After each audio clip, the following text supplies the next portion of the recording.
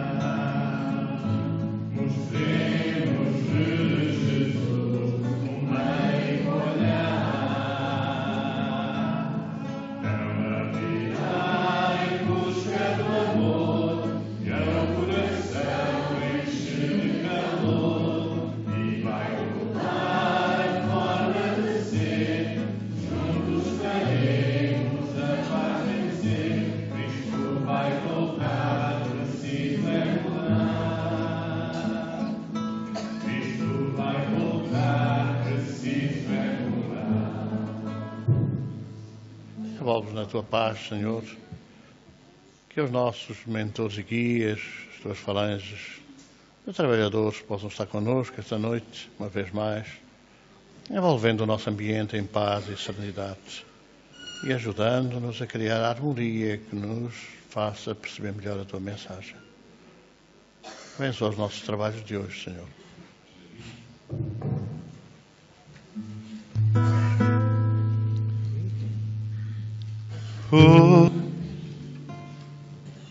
Vamos contar uma história de amor, essas que falam do rei e amor, como se fosse uma lenda em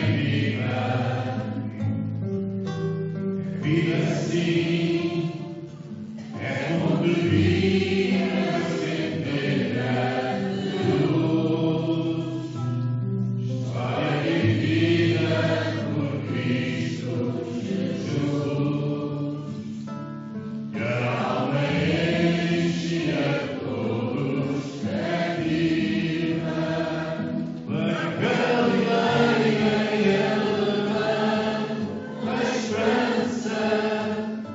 A boa nova do reino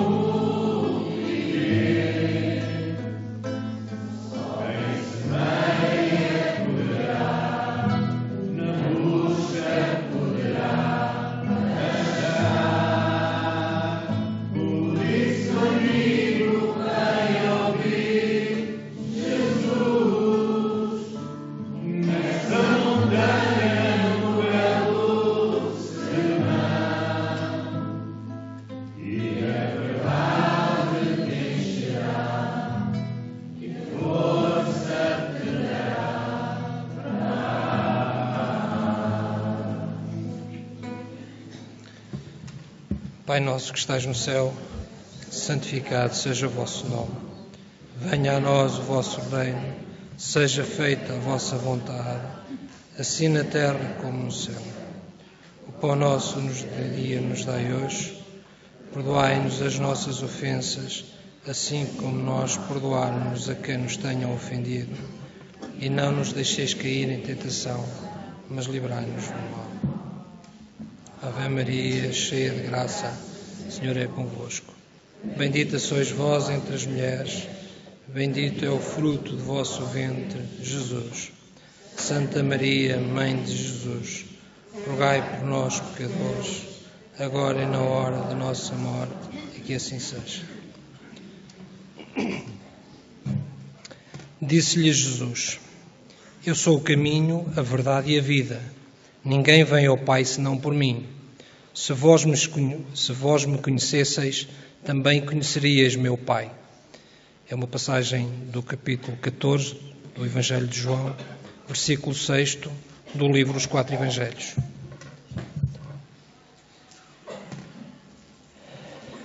O Divino Servidor. Quando Jesus nasceu, uma estrela mais brilhante que as outras luzia em pleno céu, indicando a manjedoura. A princípio, pouca gente lhe conhecia a missão sublime.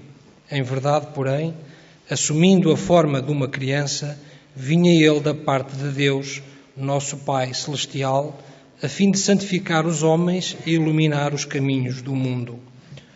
O Supremo Senhor que nos enviou é o dono de todas as coisas.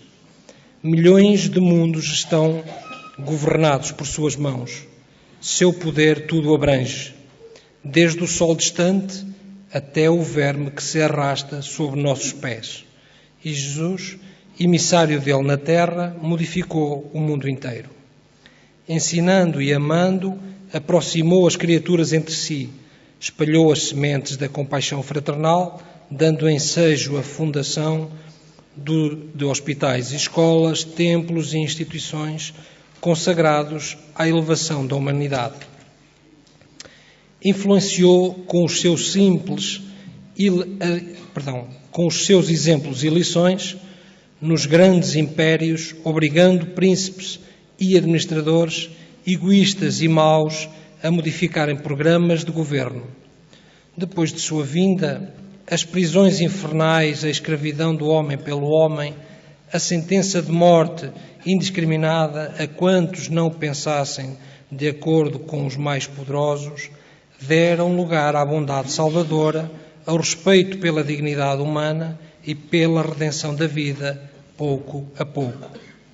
Além dessas gigantescas obras nos domínios da experiência material, Jesus, convertendo-se em mestre divino das almas, fez ainda muito mais. Provou ao homem a possibilidade de construir o reino da paz, dentro do próprio coração, abrindo a estrada celeste à felicidade de cada um de nós. Entretanto, o maior embaixador do céu para a terra foi igualmente criança. Viveu num lar humilde e pobre, tanto quanto ocorreu a milhões de meninos, mas não passou a infância despreocupadamente. Possuiu companheiros carinhosos e brincou junto deles. No entanto, era visto diariamente a trabalhar numa carpintaria modesta. Vivia com disciplina. Tinha deveres para com o serrote, o martelo e os livros. Por representar o supremo poder na terra, não se movia à vontade, sem ocupações definidas. Nunca se sentia superior aos pequenos que o cercavam e jamais se dedicou à humilhação dos semelhantes. Eis porque o jovem mantido à solta, sem obrigações de servir, atender e respeitar, permanece em grande perigo. Filho de pais ricos ou pobres, o menino desocupado é invariavelmente um vagabundo. E o vagabundo aspira ao título de malfeitor em todas as circunstâncias. Ainda que não possua orientadores esclarecidos no ambiente em que respira, o jovem deve procurar o trabalho edificante em que possa ser útil ao bem geral, pois se o próprio Jesus, que não precisava de qualquer amparo humano, exemplificou o serviço ao próximo, desde os anos mais tenros, que não devemos fazer a fim de aproveitar o tempo que nos é concedido na terra. É uma passagem do livro Alvorada Cristã, do Francisco Cândido Xavier.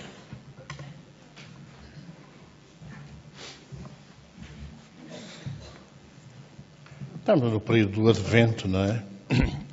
E esta leitura que nós vamos hoje fazer sugere-nos uma constatação. Jesus dividiu a história. É senso comum, em quaisquer paragens da terra, qualquer latitude, que o calendário, apesar de haver o calendário chinês, o calendário muçulmano, o calendário não sei o quê, o calendário que funciona, que vigora, é o calendário, embora gregoriano, mas que se baseia exatamente no antes e no depois, no antes de Cristo e no depois de Cristo. O que quer dizer que, em termos, apesar dos falsos profetas, desses anticristos que andam por aí espalhando algumas verdades pessoais que se não fundamentam na história, apesar disso, ninguém pode negar que dividiu a história. Com mais análises, com menos análises, nós estamos numa civilização que considera o Natal, que considera a passagem do ano, em todo o mundo. Aliás, daqui por um mês nós vamos ver passar nas televisões a passagem do ano em toda a parte do mundo, que vai sucedendo naturalmente com a diferença horária.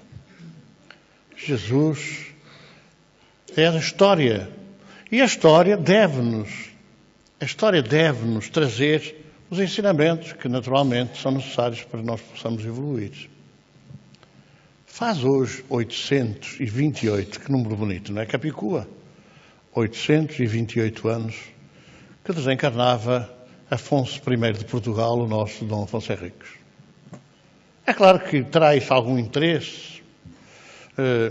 É um interesse de análise histórica, cada época tem as suas características, tem as suas nuances, mas ele que foi conhecido como o conquistador, não é? Marca um desafio notável na nossa história, na história da Europa, porque a Europa estava dominada, vamos falar de outra maneira, a Península Ibérica estava dominada pelos muçulmanos. Este jogo de avançar e recuar perde-se na noite dos tempos. A Terra Prometida, que um consenso geral era considerada Judá, a Galileia, a Judeia, enfim, a Cananeia, talvez não fosse bem essa zona, porquanto até o século VII os cristãos e judeus viveram em grande número, quase em número maioritário, naquilo que é hoje a terra do Iraque. viveram na terra do Iraque. No século VII, os muçulmanos invadiram aquelas terras, expulsaram os cristãos, expulsaram os judeus. Mas as terras de Abraão, Isaque e Jacó, antes do degredo para a subjugação e a escravatura no Egito, eram essas terras, as terras do Iraque. Claro, depois dizia assim, não, essas terras são nossas, não, aquelas terras são dos outros. É hoje, mais ou menos, também consenso, que os afegãos são uma das 12 tribos de Israel. Veja uma mistura que surge. Afinal, estão do lado dos árabes, dos muçulmanos, mas diz-se que era, historicamente, uma das 12 tribos de Israel.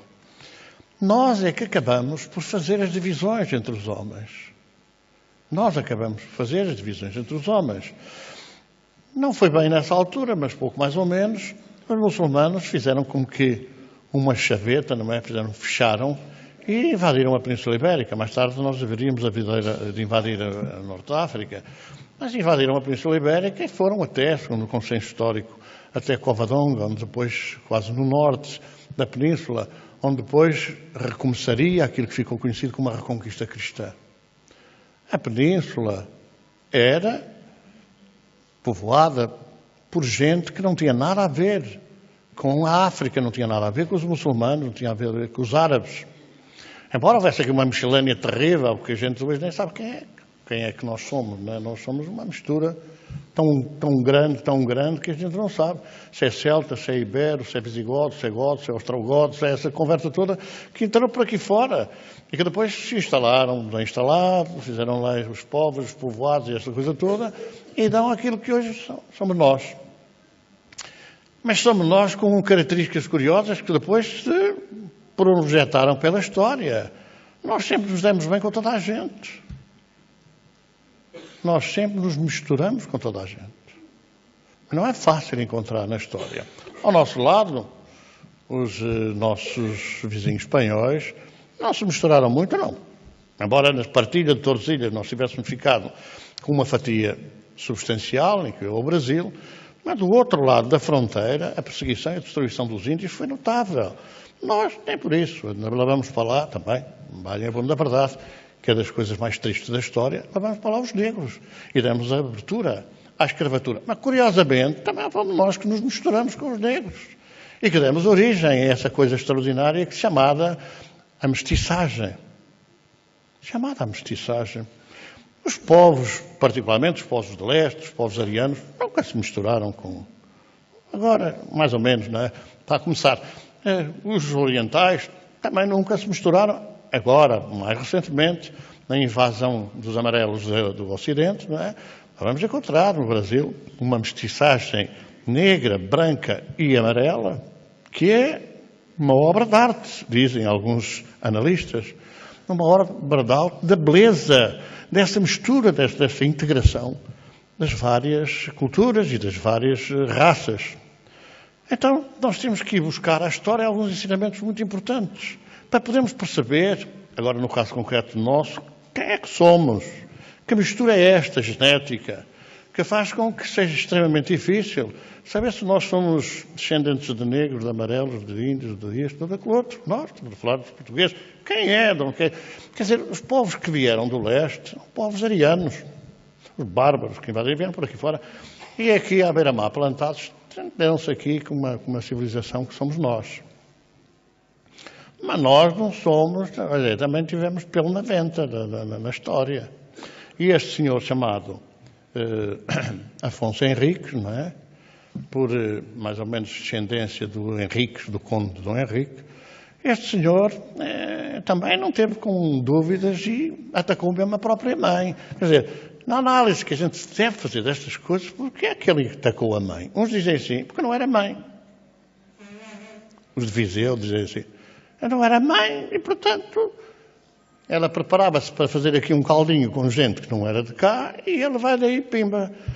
Não é? Pimba não naquela altura, porque o Pimba é agora mais recente, agora não é? A música Pimba. Mas não há dúvida nenhuma que foi ali e derrotou a mãe. Derrotou a mãe e começa a grande cavalgada para a reconquista cristã agora em Portugal, porque a parte da Espanha demorou muito mais tempo. Nós ainda acabamos por ir molhar a sopa em 1400 e tanto, na Batalha do Salado, que agora, há pouco tempo, foi motivo para o Bin Laden dizer que não perdoava aquilo que lhe tinham feito no Califado de Córdoba, onde os portugueses foram ajudar os espanhóis, quando já, até o Algarve, não é? Já estava tudo escorraçado, entre aspas.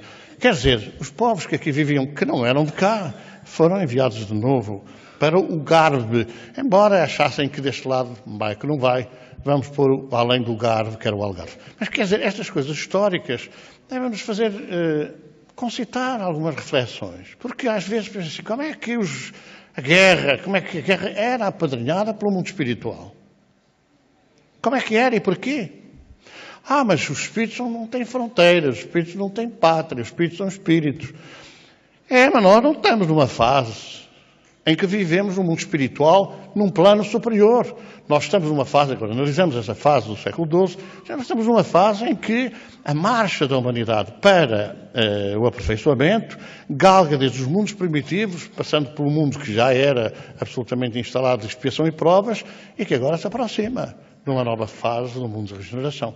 Portanto, nós vamos encontrar esta necessidade do combate, da luta, para o desenvolvimento das culturas. E vamos ver, de facto, esse homem extraordinário que foi Afonso Henriques, e por aí abaixo, e conquistar Santarém, Lisboa, Palmela, Sintra, Alcácer do Sal, Évora, Veja, Moura, Serpa e Jeromeia. E isto agora é um proevo terrível, porque as crianças endoidam. Né? Endoidam. Imagina, quais foram as coisas? Santarém, Lisboa, Palmela, Sintra, Alcácer do Sal. No nosso tempo a gente não endoidou, que ainda hoje se lembra. Agora não podem, têm que ir à Wikipédia ou não sei o quê, porque também não sei se lá tem, porque quem faz essa enciclopédia, você também sabe essas conversas, não é? Mas o que é facto é que ele chegou lá abaixo, mas deixou um cantinho por conquistar. Naturalmente, um pouquinho. Isto era um grande general, porque eles assim, eu corto ali a passada e eles já não podem passar para aquele lado. Se podem ver, Santarém, Lisboa, Évora, Beja, Moura, Serpa e Jeromeia, que fica já junto à fronteira do Guadiana, para o outro lado, para o lado de Sagres. Esperarei que a gente já se entende, não é? E depois entendeu-se, embora tivesse demorado quase 100 anos a fazer essa conversa, e não contentes, andaram para o outro lado e foram, por isso é que era o rei de Portugal e dos Algarves, do Algarve de cá e do Garve do outro lado. Mas digamos assim, esta movimentação, a reconquista cristã, tem consequências absolutamente inimagináveis.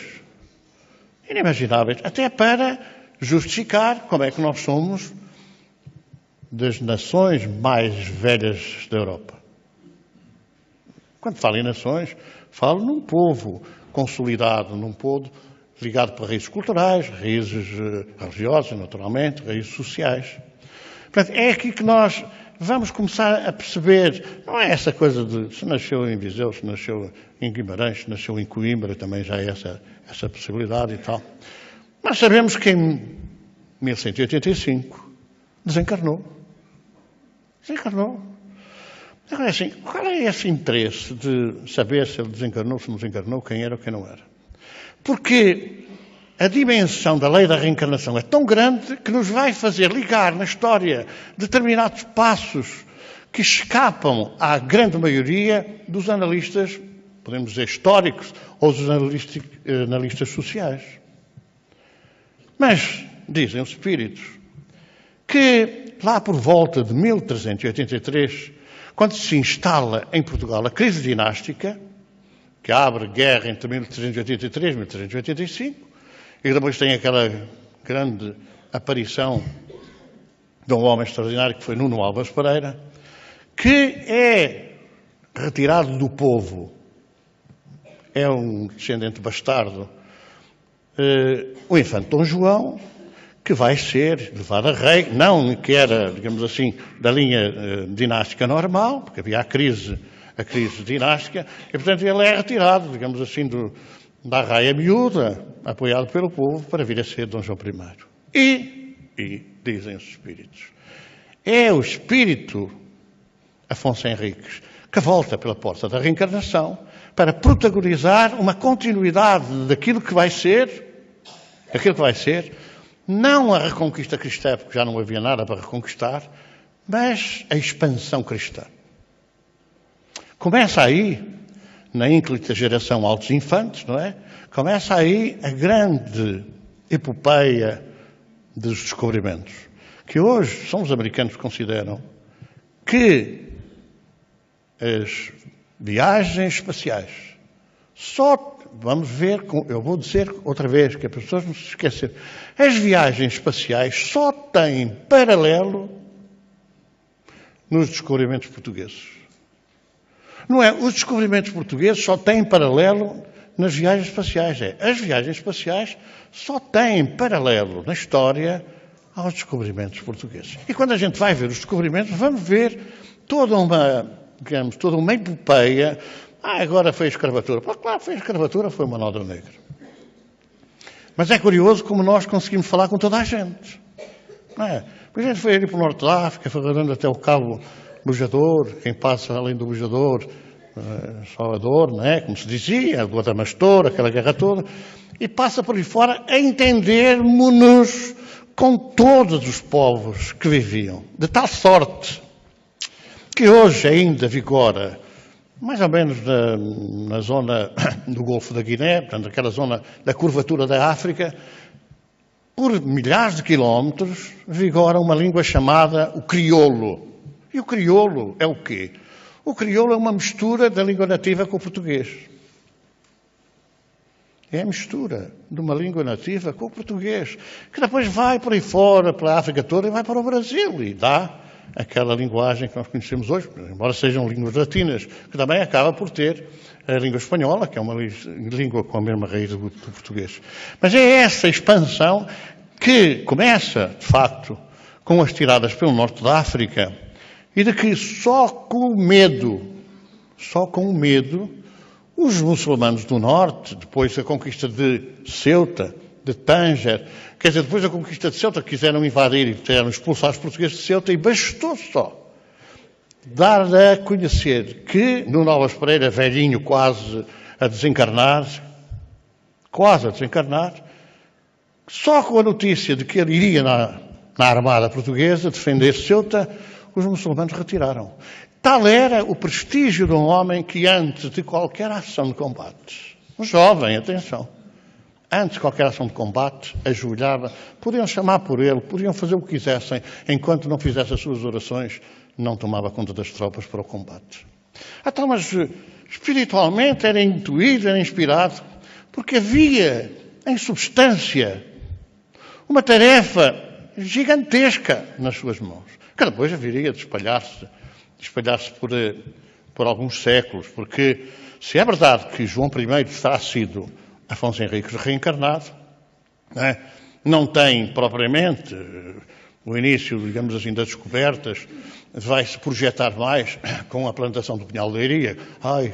É uma coisa da revolução da agricultura, os ventos que vinham por aí fora, o pinhal travou a areia e a desertificação. Mas o que é facto é que eles deram origem à indústria naval. Que a pouca gente, durante muitos anos, aliás, tenho que dizer, durante todo o período dos meus estudos e algumas gerações a seguir à minha, não tinham, era a revolução da agricultura. A agricultura para aqui, a agricultura para lá. E pouco se falou na indústria naval, na importância que teve aquela plantação da madeira, não é? Exatamente, que nem era daqui, exatamente para a construção das caravelas e depois toda aquela armada quase invencível que nós protagonizamos ao longo da história e que espalhou para o mundo inteiro. Espalhou para o mundo inteiro, até em dados de invenção científica, das orientações pelo mar, etc. Foi notável a ação dos nossos antepassados. Assim, mas quem eram os nossos antepassados? Nós. Nós. Porque os espíritos sopram onde querem e ninguém sabe de onde vêm. E isso é da lei universal criada por Deus, não é da lei dos homens, porque os homens dizem assim, não há reencarnação. E acabaram com a reencarnação no Concílio de Constantinopla. Proibiram, por simplesmente, a reencarnação. Às vezes eu pergunto, então, se não há, para que é que se proíbe? Não há. Alguns sacerdotes, amigos, têm que perguntar, se a reencarnação não existe, por que é que a proibiram? Por que é que a proibiram? Mas é, de facto, um dado muito objetivo. Nós já vivemos antes, a ciência diz hoje. Estará para haver uma grande revolução. Vejam o que eu digo hoje. Não é o que disse Jesus na cruz. Eu te digo hoje, vírgula. E a gente tirou-lhe a vírgula. Eu te digo, hoje entrarás comigo no paraíso. Varalhou toda a escrita, não é? Toda a história. Porque Jesus não entrou com o rico no paraíso naquele dia. Ou o rico, melhor dizendo, não entrou naquele dia porque não morreu naquele dia. E, portanto, não podia ter entrado naquele dia. Mas nós vamos alterando a história ao sabor das nossas conveniências. Vai daí, não há reencarnação. Por nossa conveniência. Já viram? A gente dizer assim, não, eu cometi erros, mas foi pelo passado. E diz alguém, não, eu perdoo-te e vais para o céu. É muito melhor. É muito melhor se eu estiver aqui a dizer assim, não, as pessoas que fazem têm que pagar. Disse Jesus, até o último centilo. E ali ao lado disse, não tem nada que pagar porque eu, em nome de Deus, perdoo. Vai tudo para aquela fila. É muito mais fácil. Só que isso não corresponde à racionalidade das coisas. Não corresponde à racionalidade das coisas.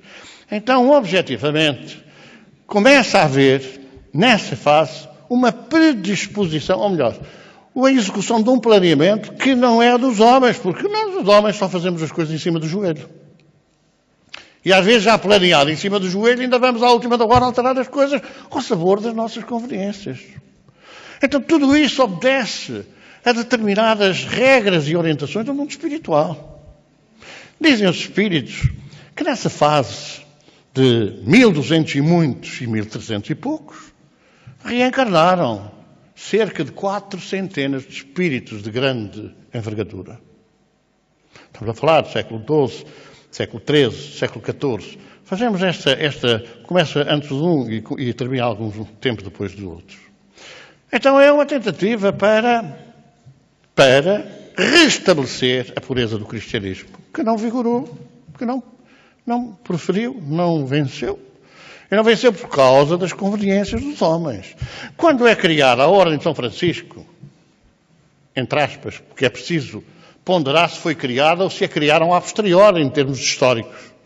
Havia realmente uma filosofia de vida nova que Francisco de Assis, que afinal se chamava João.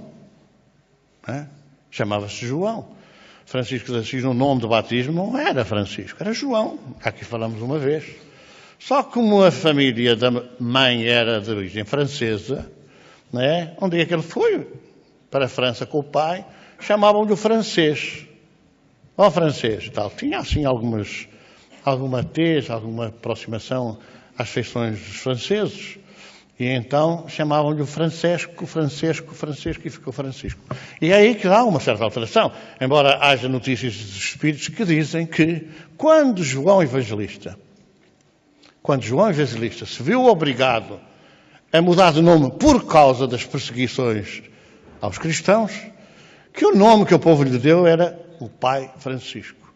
Há coisas que parecem coincidências.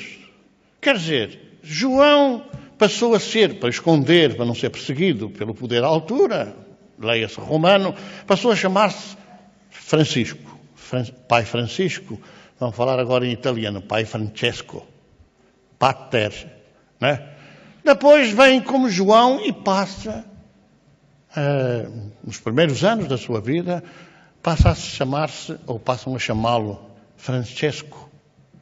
É uma fase de grandes transformações ideológicas que foram aceitos pelo primeiro Papa, pelo segundo, e depois, quando ele desencarnou, lentamente, como sempre acontece, se não podes contra, junta-te a eles. Progressivamente foram aderindo a esse grupo, a esse núcleo, que passou a chamar-se uma Ordem de São Francisco, todos aqueles que não queriam que ela vigorasse. E de tal sorte aconteceu que, poucos anos depois, 1250 e tantos, a Ordem de São Francisco passou a ser a detentora do poder absoluto sobre a Inquisição, sobre a orientação, sobre os julgamentos da Inquisição.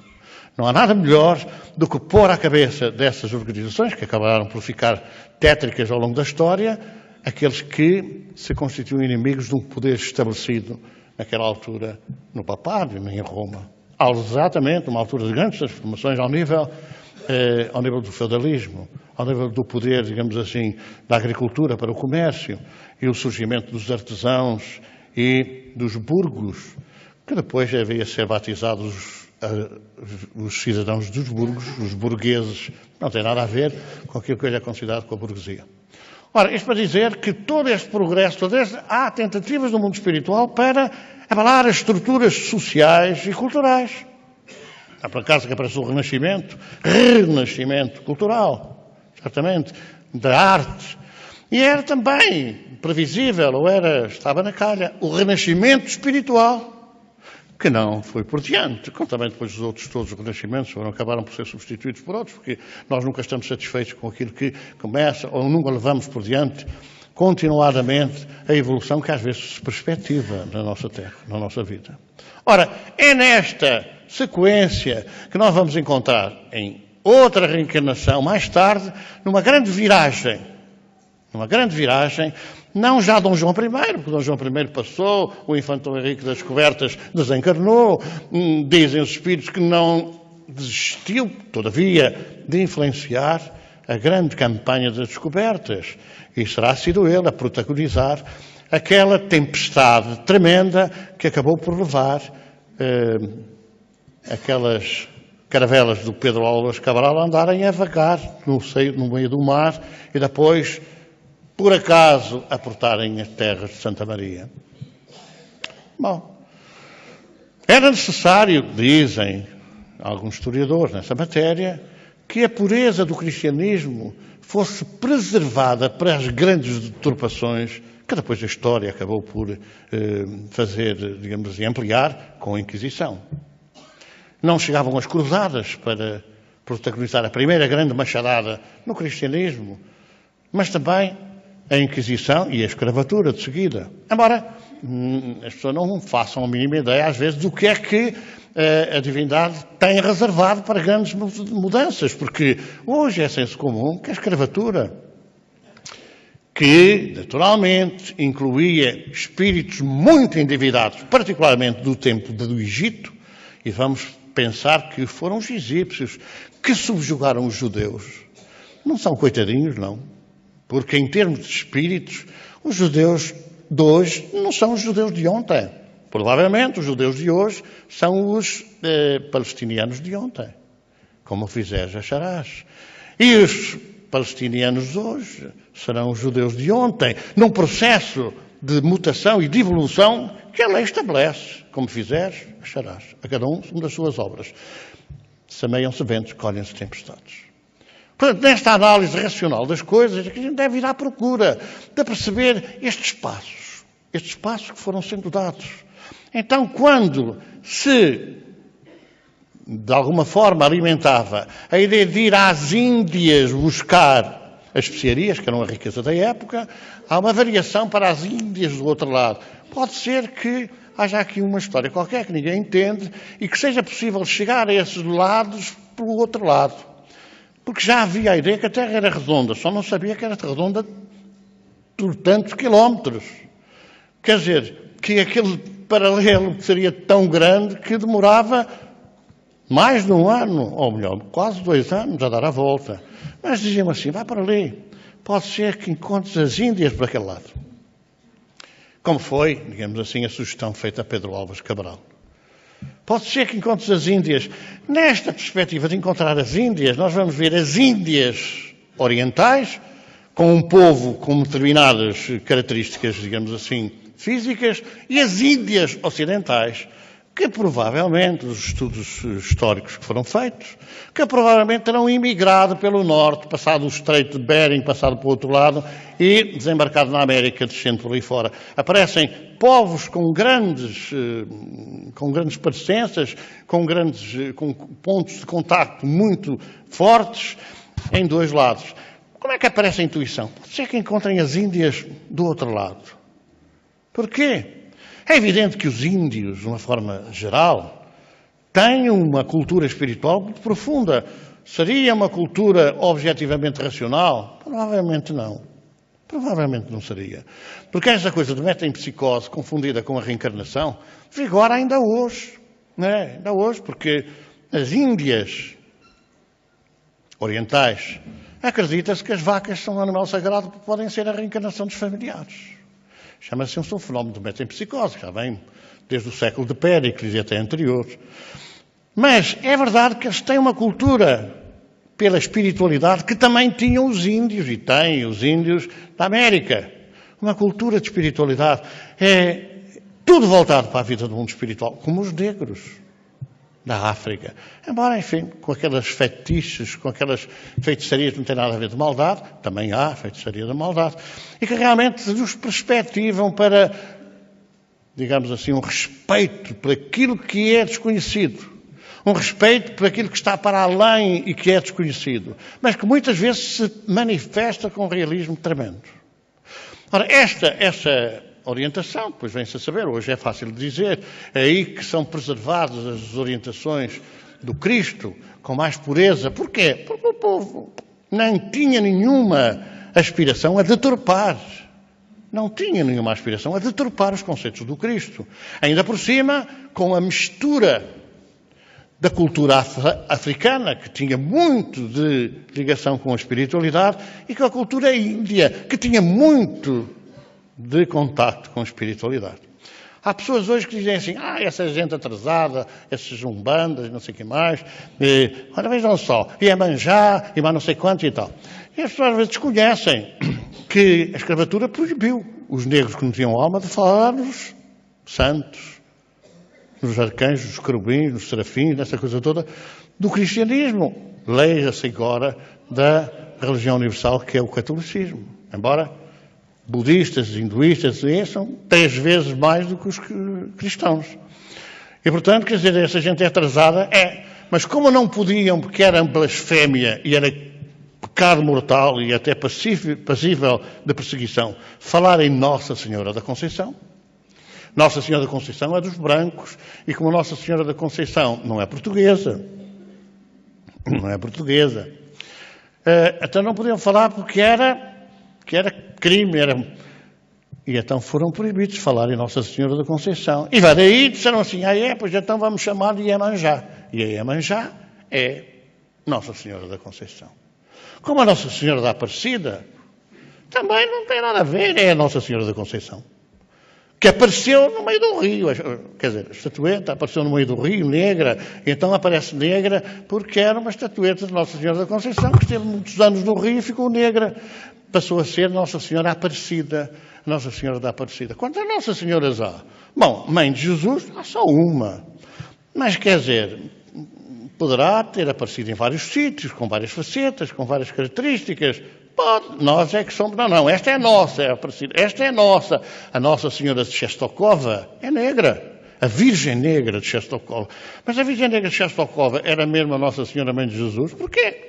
Nem as crianças de Fátima disseram que a senhora que apareceu na azinheira era a Mãe de Jesus. Só disseram que era uma senhora mais brilhante que o sol. Não conheceram, nos foram apresentada. A Mãe de Jesus não tinha sido apresentada, mas elas viram aquele espírito de uma envergadura luminosa que elas nunca tinham visto, mais brilhante que o sol. Viram a comparação digamos assim, da simplicidade das crianças ao falarem daquilo que viam. Ora, é esta realidade que nós vamos encontrar na miscigenação religiosa, de alguma forma espiritualista, que se dá exatamente nos países do Sul. Mas dizem os espíritos, essa mudança das descobertas, a viagem para o Ocidente, foi no tempo de uma figura também chamada o Príncipe Perfeito, que ficou na nossa história conhecido como Dom João II. Vejam, é o povo, o Príncipe Perfeito. Mas dizem os espíritos que é o mesmo espírito que foi Afonso Henriques, João I e Dom João II. E assim, bolas, é um privilegiado, quer dizer, logo tinha que ser 3 figuras lendárias da nossa história. Um gavo. E olhem, quem estiver com os pés bem assentos no chão e analise a questão, digamos assim, eu não digo a questão presidencial hoje, porque a questão presidencial hoje tem uma não é? A questão presidencial hoje é agora vai um e tal, agora vai outro e tal, e vão-se repetindo as coisas. Não. Mas a questão dos reis no domínio, numa época absolutista, quer dizer, não havia, ele é que mandava e tinha que mandar bem, não é? Tinha que mandar bem, ou ter algum colaborador que mandasse bem, porque nós tivemos reis na nossa história absolutamente com depressões, agora sabiam da depressão, esquizofrenia, mas tinham muitas vezes judeus, que eram os ministros das finanças, não é? Ministros do dinheiro, mostravam-nos o dinheiro, também, enfim, apropriavam-se muita coisa, apropriavam-se também, faziam render o país, não é? Faziam render as coisas. Mas havia grandes colaboradores, mas quem mandava era o rei, absoluto. E isso não é fácil, porque, dizem alguns estudiosos, estava sempre só. Nas grandes decisões, estava sempre só. E isso, essa nostalgia, esta solidão, é absolutamente inapreciável, porque quem tem a possibilidade de hoje, não é, ligar pela internet para os antípodas, e qualquer dia parece que vão pôr umas couves, umas hortaliças e umas cenouras na lua, lá dentro de umas caixas para não é? Para germinar. Hoje a gente chega a qualquer lado na hora. Qualquer dia até chegamos antes da hora, porque a gente vai acontecer isto, pomba, e acontece. Porque é aquilo que se chama hoje a premonição ou a previsão de coisas que nem sempre nos são dadas conseguir. Ora, terceiro grande momento da nossa história, exatamente, Dom João II. A ida ao Brasil, a projeção das descobertas, a viagem de circunnavegação, tudo isso que deu novos mundos, isto é, a conhecer mundos que já existiam, mas que se tornaram novos aos olhos de quem desconhecia. Temos a mania que nós é que somos os importantes, quando, enfim, quer dizer, a civilização chinesa é muito mais antiga do que aquela que é, por exemplo, a civilização cristã. Talvez ombreie com a civilização judaica, e se considerarmos a civilização judaico-cristã, são capazes de andar mais ou menos equilibradas as épocas em que isso se projetou, porque, segundo os historiadores da história das religiões, o que ocorre é que a mãe de todas as religiões foi a religião mesopotâmica. Onde é que era a região mesopotâmica? Exatamente na Mesopotâmia, nem mais nem menos do que a região hoje do Iraque, daqueles grandes rios, ali no meio daquele produtivo terreno, que a certa altura teve seca e obrigou os judeus a fugirem em busca de alimento, em busca de sobrevivência. Ora, esta repetição ao longo da história deveria nos fazer pensar e considerar, em termos de ensinamentos, em termos de grande abertura aos nossos conhecimentos, o que é necessário hoje fazer, o que é imperioso fazer, ou o que vai ter que fazer-se, porque a divindade assim o impõe. Não é possível travar estas grandes alterações climáticas. Porque é que não é possível? Pelos interesses dos homens. É muito melhor vender aí essas coisas das lacas, dessas coisas lá do aerossóis, porque enquanto der dinheiro, muito bem, mas quem vier atrás fecha a porta. Destruir a camada do ozono, o que é isso? O que é isto do ozono? Mas, entretanto, as temperaturas estão a subir, as águas do mar estão a subir, as tempestades, porque é que há tufões, ou porque é que há aquelas coisas esquisitas que vêm de uma... vai para aí, barrem tudo, não é? Em Portugal nunca houve nada disso. Porque é que há? Por causa da alteração climática, ao nível da temperatura, ao nível da superfície da água. Se desencadeia uma diferença de pressões que depois provocam todos esses tornados, essa conversa, que não conseguem ainda ter hoje capacidade para tornear ou para travar. Dizem alguns estudiosos, pouco conhecedores, certamente que os cientistas têm o conhecimento todo e são capazes de saber tudo e mais alguma coisa, mas depois vem uma catástrofe dessas e ninguém tem desculpa. Dizem que talvez a energia nuclear, mas a energia nuclear é uma coisa criada por Deus. A radiação, o plutónio, não sei quantos, o rádio, essa conversa toda está na natureza. Está na natureza. Em laboratório podem enriquecer artificialmente essas conversas. Mas está na natureza, existe na natureza. Talvez, dizem, que esse conhecimento, essa tecnologia, talvez pudesse ser utilizada para, no centro no centro dos tufões, dessa desagregação, digamos assim, ou dessa desorganização atómica ou nuclear, ou etc., poder travar ou desfazer ou diminuir ou reduzir a força. A força da natureza, que é uma força imparável.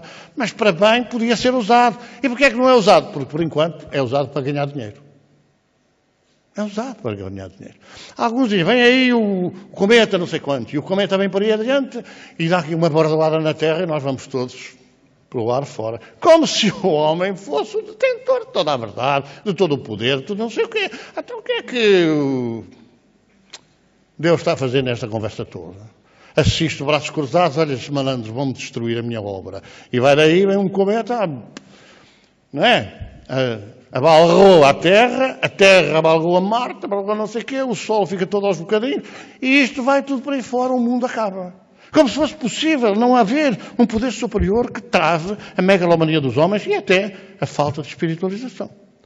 Não, isso vai ser ao contrário. Como os homens não querem, levam o ensinamento. O que não vem pelo amor, isto é indiscutível. O que não se conseguir pelo amor, só pela dor.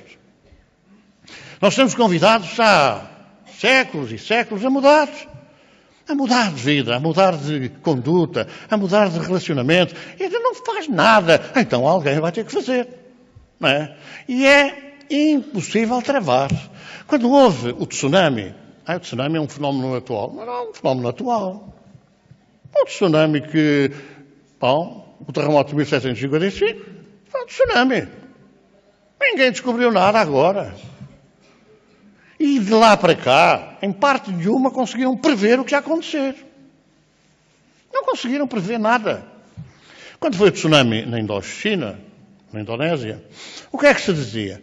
Agora há uma tecnologia, põe ali uns radares, umas coisas quaisquer, e vai-se descobrir quando é que vem outro tsunami. Mas não descobriram nada. Mas não descobriram. A nação mais poderosa do mundo teve que evacuar não sei quantos milhões de cidadãos lá daquela cidade norte-americana por causa daquela conversa que veio por ali fora. Que não conseguiram travar. Mas se houvesse amor, se houvesse dedicação, se tudo se conjugasse com amor, poderiam ter travado o avanço desse tornado, dessa tempestade.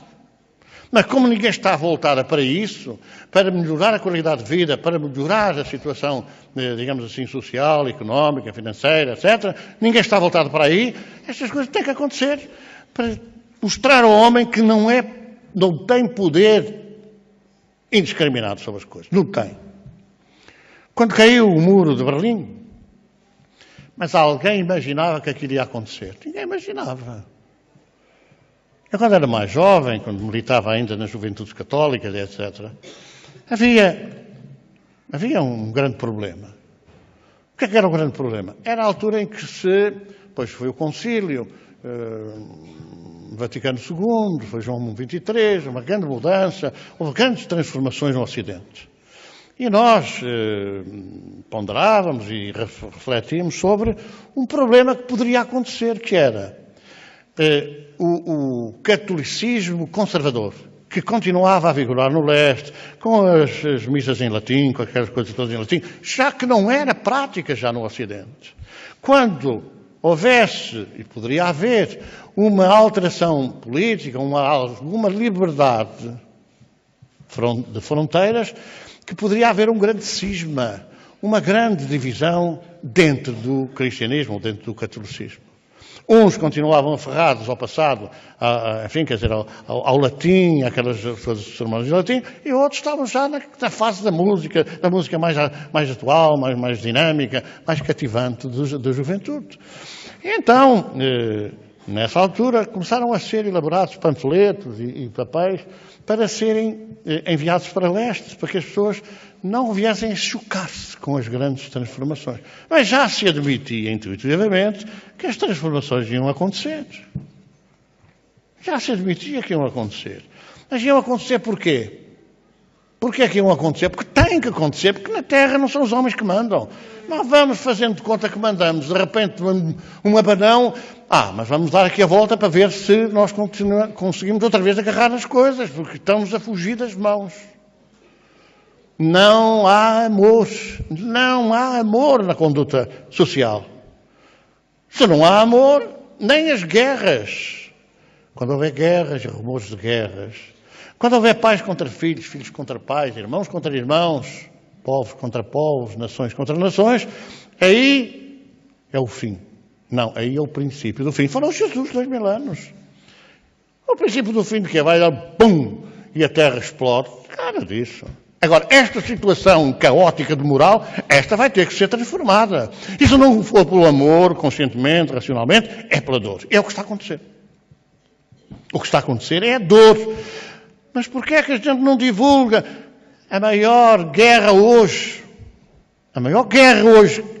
E não vão travá-la tão fácil. É a guerra da depressão. É uma guerra. É uma guerra entre quem sofre e quem não resolve. Não é quem faz sofrer, é quem não resolve o problema do sofrimento, que não resolve. Que não resolvem, não estão a resolver esse problema. Porque são paliativos. Aliás, a gente já vai ouvindo dizer cuidados paliativos. O que é que quer dizer cuidados paliativos? É curioso. Isso dá para várias questões. Cuidados para empaliar. Mais ou menos, não é? Isso é só empaliar. Porque vai andando, toma um bocadinho, vai dar, muda de bocadinho. Porque não se vai ao fundo da questão. São problemas espirituais. São problemas do espírito. E não se vai ao fundo da questão para resolver o problema do espírito. Ainda se tem os pruridos espíritos, gente atrasada, gente réus, gente ignorante, andam aí para enganar o pagode e tal. Confundindo aquilo que anda por aí, às vezes, o comércio da sensibilidade, com aquilo que é espiritismo. E isto persiste de tal sorte que ainda não foi possível que o 25 de Abril tenha chegado ao espiritismo.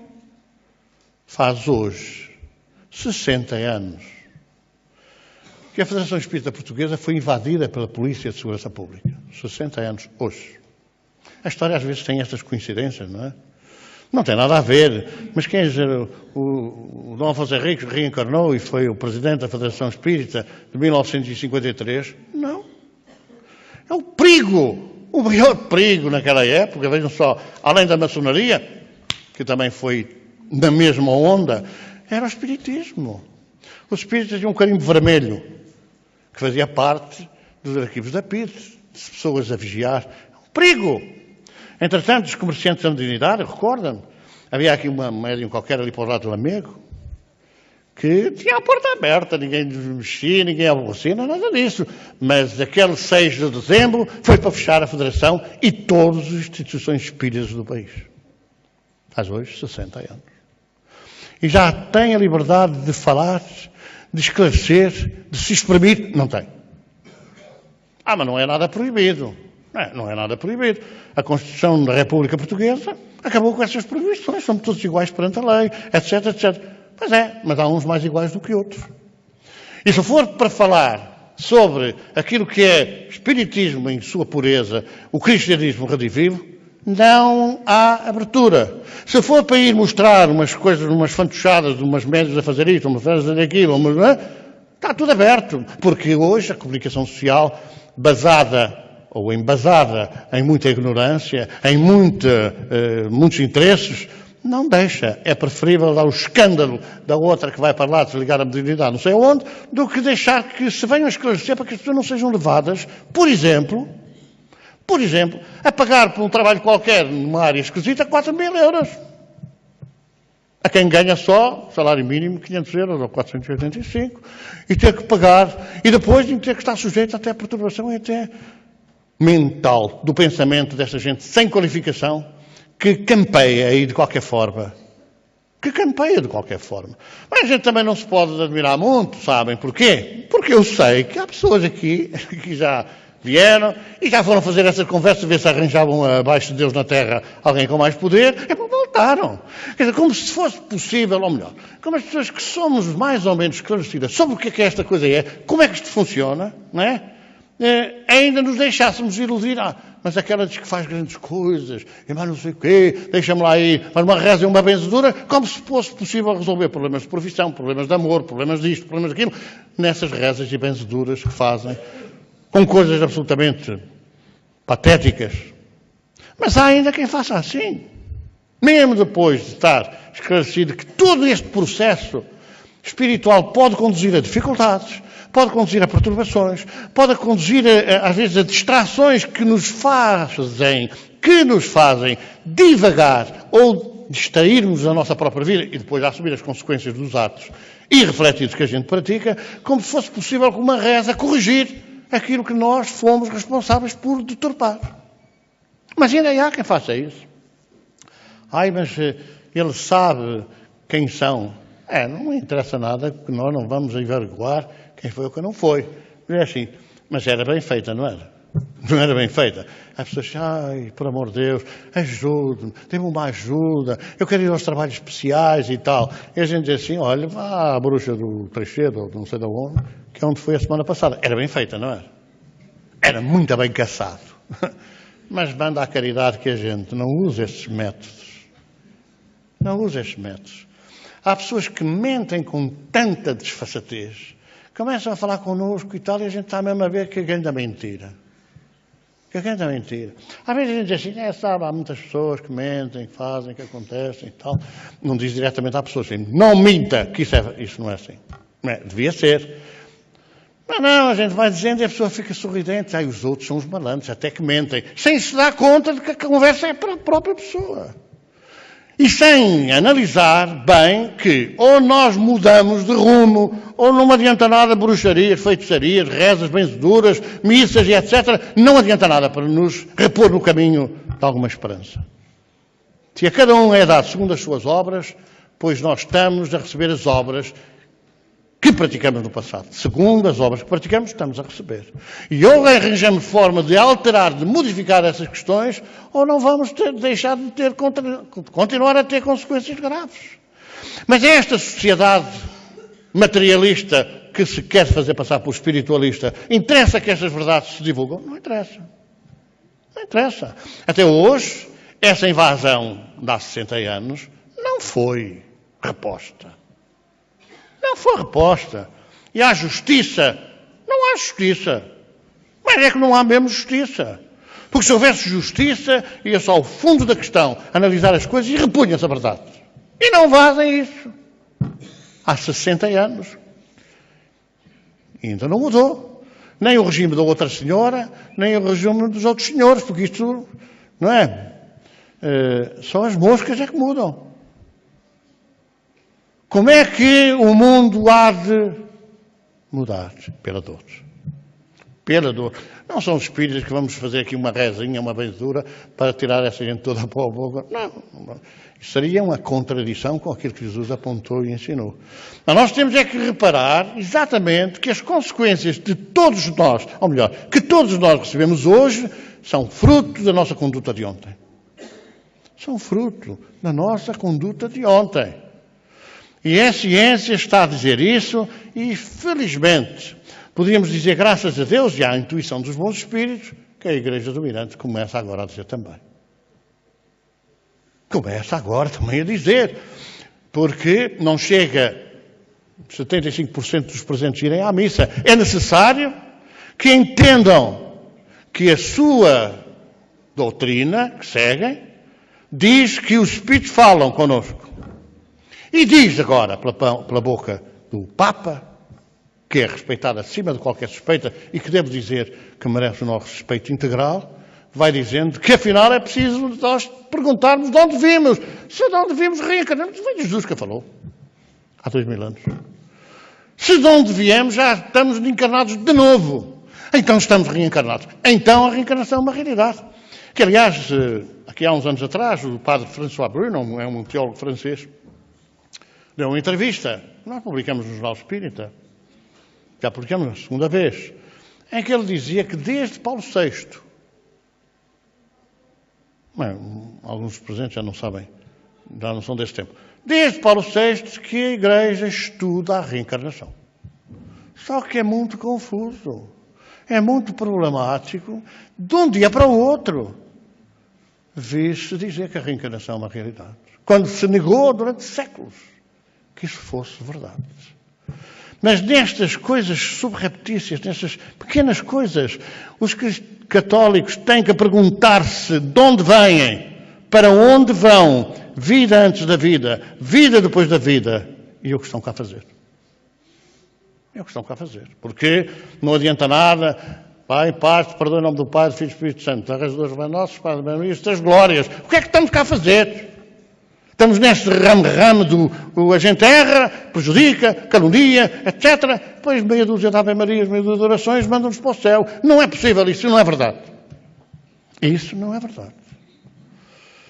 E quando nós vemos os cientistas a fazer questão de memória e a descobrirem que as pessoas que se manifestam contam histórias de antes, é mais do que evidente que aquilo que se hoje passa resulta disso que se revela que aconteceu ontem. E, portanto, se o Papa Francisco diz que é preciso perceber ou conhecer ou refletir sobre de onde viemos, é urgente retomar a realidade da reencarnação para que se não criem dúvidas sobre aquilo que vai ser no futuro. O que nós hoje sabiarmos, vamos colher. O que nós hoje escolhemos é porque sabíamos. Assim falou Jesus. Portanto, vamos refletir. Vamos refletir. Nós não queremos que as pessoas façam todas espíritas, não. Não. Mas ao menos que ao ouvirem a mensagem esclarecida e racional que o Espiritismo transporta, que é o cristianismo primitivo, não há outras alterações, que essas informações nos sirvam para sermos melhores religiosos dentro das nossas religiões. Vamos fazer a nossa irradiação pelos doentes.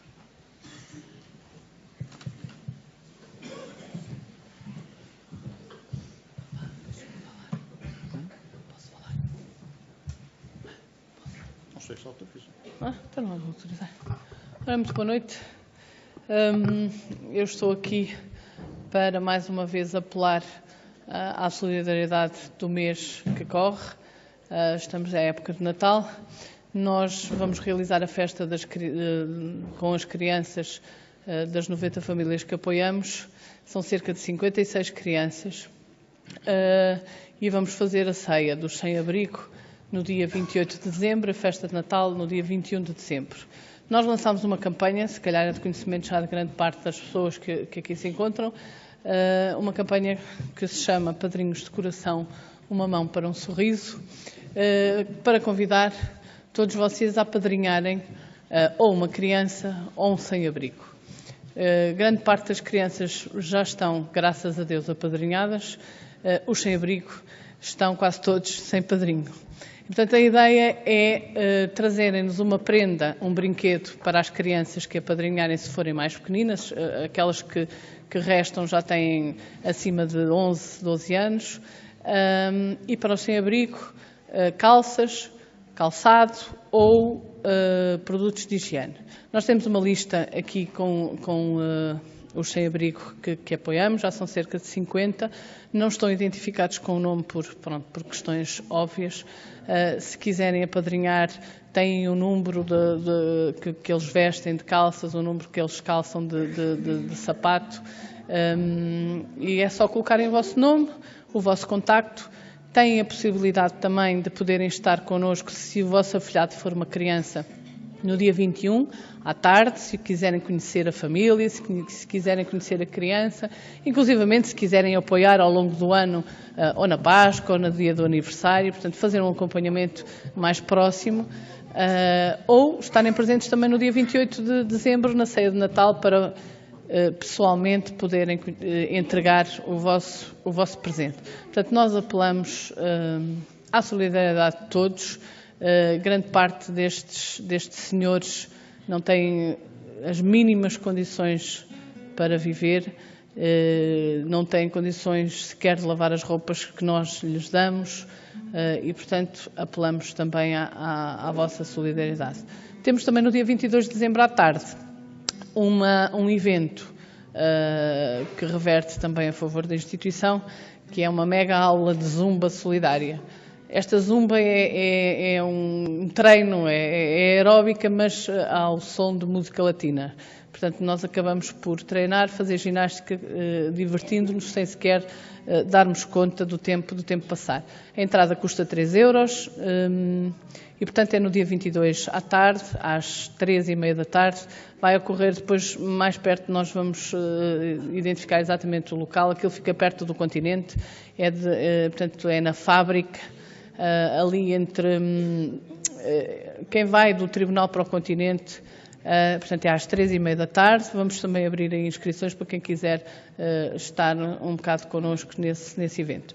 De maneira que agora seria mesmo esta campanha até o dia 10, 14 de dezembro, porque grande parte das crianças já estão apadrinhadas, portanto, até o dia 14 de dezembro podem trazer os vossos presentes e manifestarem a intenção ou não de estarem presentes na ceia de Natal ou na nossa festa, para conhecerem os vossos afilhados. Só um pequeno detalhe, os sem-abrigo, normalmente não lavam a roupa, usam a roupa até não poder ser lavada e deitam para o lixo. Nós estamos a tentar, já conseguimos com alguns casos, e mesmo a retirá-los do alcoolismo, da toxicodependência é pior, é mais difícil. Mas estamos agora a implementar uma ação de lavagem da roupa, passarem a roupa, quem sabe se não poderão alguns de vocês ajudar-nos depois a passar a roupa para eles vestirem outra vez. Já estamos a trazer alguns aqui a tomarem banho, aqui, mudarem aqui de roupa, deixarem a roupa suja para a gente lavar. É todo um processo de reinserção social que não chega só tê-los ali a ter um emprego qualquer e tal, porque a maior parte não é aceite com empregos. Mas é todo um trabalho de amor próprio, não é? Autoestima, que também faz parte desta coisa da reinserção social. Vamos aí.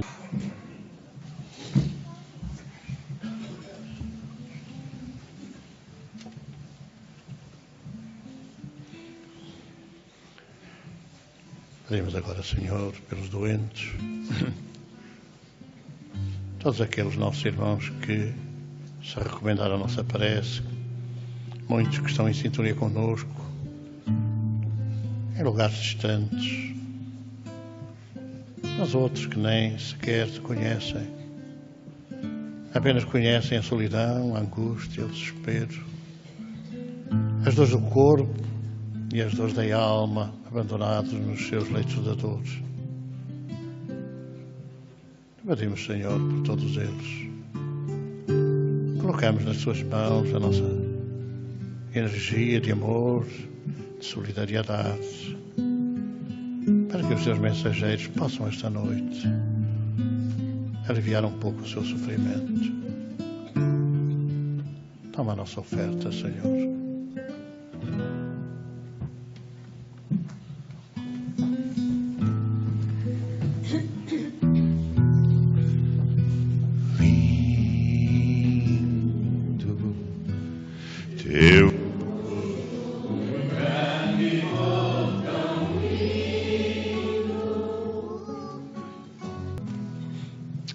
Vamos a chegar ao final da nossa transmissão.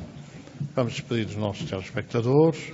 Lembrar que podem, caso queiram, visitar o nosso site e fazer as perguntas através do ask.fm ou participar nos fóruns que também estão a decorrer. E lembrava que às quartas-feiras já o programa À Luz do Espiritismo.